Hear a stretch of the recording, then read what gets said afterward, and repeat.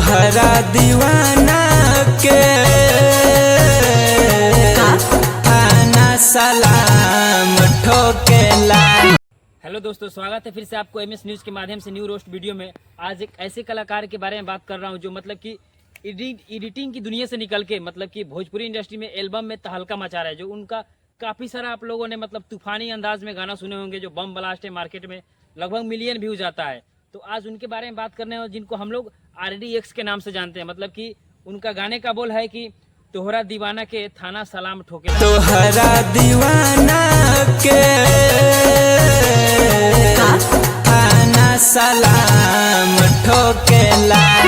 इस तरह से गाने का बोल है जो RDX और अंकिता सिंह ने मिल करके गाना गाई है। और इस गाने को लिरिक्स किए हैं अखिलेश बीरबल और इसको म्यूजिक और कंपोजिंग किए हैं सोनू ठाकुर। जो काफ़ी बढ़िया गाना है, एक रोमांटिक अंदाज में, एक मतलब दमंगई स्टाइल में ये गाना है जो आप लोग, मुझे उम्मीद है कि आप लोग बहुत इसको प्यार दीजिएगा और दे ही रहे हैं।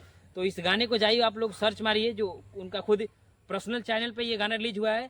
जो आप लोगों को गाना के बोल है बता ही दिए थे कि तोहरा दीवाना के थाना सलाम ठोकेला। इस तरह से गाने का बोल है जो बहुत ही लाजवाब और मस्त और खतरनाक दर्दनाक सॉन्ग है, जो आप लोग जाइए सुनिए और मेरे MS न्यूज़ के ऐसे ही प्यार दुलार आशीर्वाद दीजिए। बहुत बहुत धन्यवाद। फिर मिलेंगे किसी नए वीडियो में।